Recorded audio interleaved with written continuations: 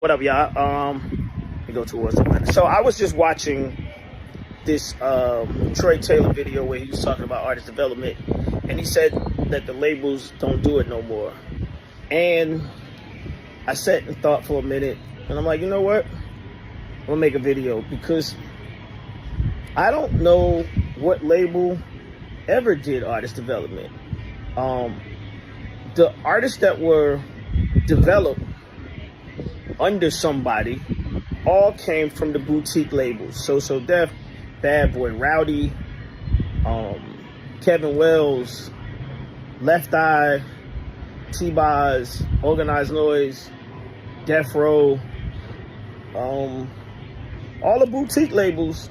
LaFace is where the artists that were developed came from. I don't know of a label like Warner Brothers, or I don't know. I'm trying to figure out what label. So listen, you niggas always trying to go against what I'm saying and shit. I don't want y'all to go against what I'm talking about. Just saying, I want y'all to give me some answers. And I also want y'all to tell me, what year did you start paying attention to artist development? Because I believe that myself, Michael Bivins, Kevin Wells, Dallas Austin, Left Eye, Dr. Dre, I feel like we are the ones who ushered in this thing called artist development. But I could be wrong. So I need y'all to hit me and let me know. Put it in the comments right now. Hey, what's up, y'all? Sean here. And I wanted to chime in on the discussion, I guess, that's been going around, I guess, starting with Troy Taylor and then Jermaine Dupri responding and Michael Bivins reposting his response about artist development. A lot of people hear these types of discussions being created by normally the producers or the managers or the people that own these boutique labels, but never hear from the artists who benefited from the development. Me and my guys, Boys to Men, went through the rigors of going through rehearsals and having to hear the tough love and people telling you that you're not ready yet, and amongst other things. And I know for a fact that my guys and I have benefited from that. And not just from the successful end of it, but when things weren't successful or things, you know, what people would consider the fall off, we still managed to pull ourselves up by our bootstraps and continue to thrive. Whether big or small, we still created, or rather, we developed a mentality to know how to perform and know how to still create a type of experience that people appreciate and enjoy. That's why me and my guys are still performing to this day and still performing at a high level. So development is extremely important, but it was never done by labels anyway. That's never been the history of a record label. Record labels don't develop. They discover and they sign.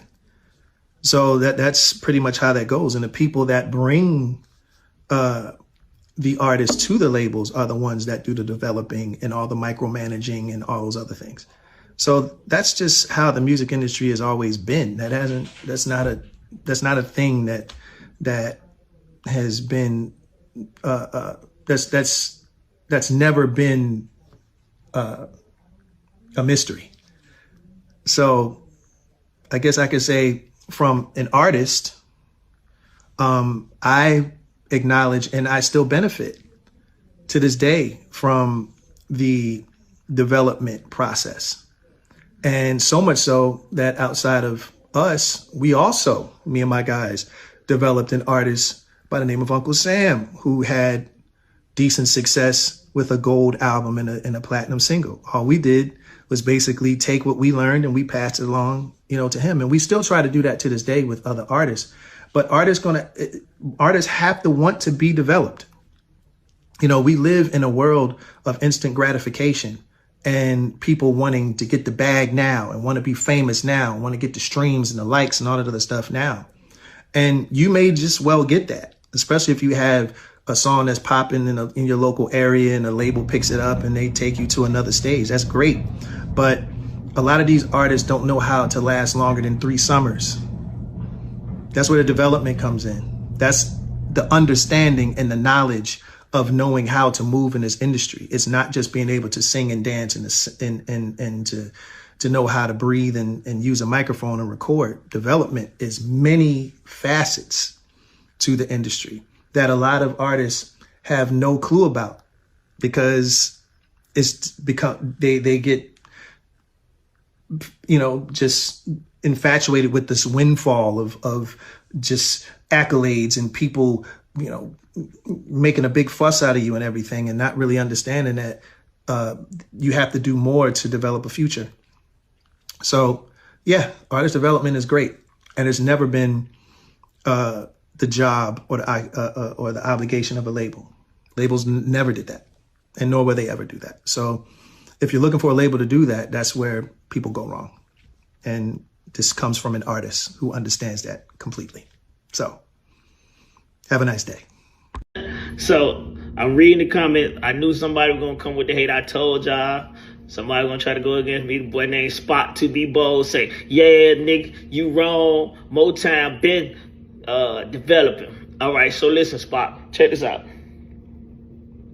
I said, when Troy said what he said, I said labels. I meant majors. So just so clarification, majors: Sony, Universal, Wheel, which is Warner Brothers.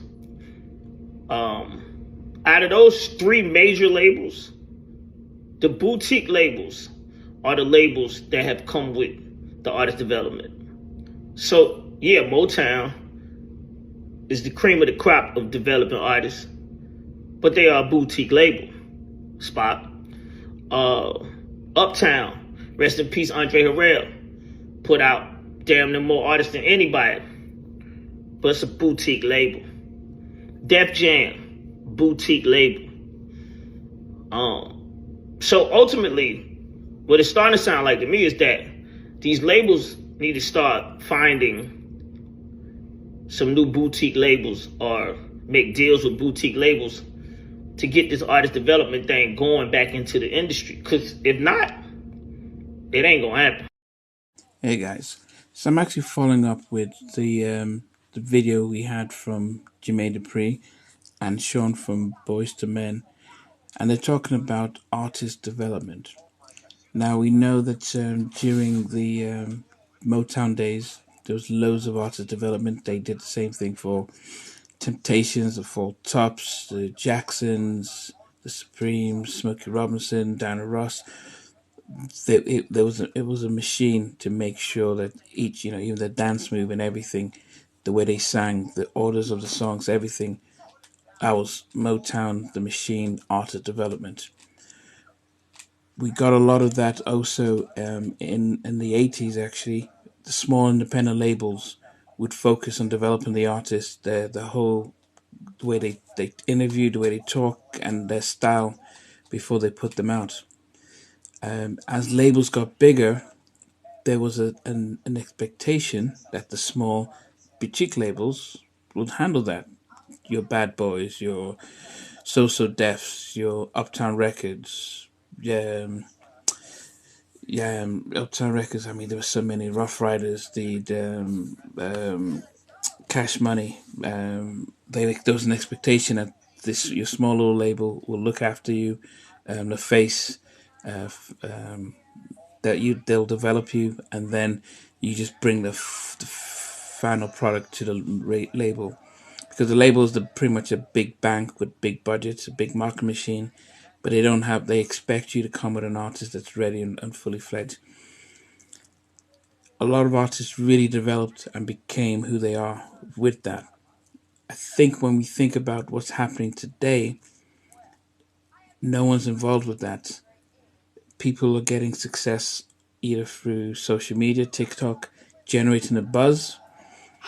Labels are like, okay, you've got a million followers, you got your songs streaming. We'll start pushing it. But what is it to be an artist? To be able to cultivate your style, to be able to hone in your craft, to be able to engage with your fans, sing on stage, confront difficult situations. That element, labels don't have the time for that. And what's happening today is that, one hit wonders. You have people that would come out, hit a big track, and then they can't follow up with that. It is an issue with the fact that music is so instantaneous because, if you're not rocking now, we'll find somebody else. So it's another element of the labels and the music industry that is falling short. But hopefully, as I said, if there is the opportunity for these small independent labels to come back together to be able to be supportive of these artists, we may start getting quality music again. Take care. I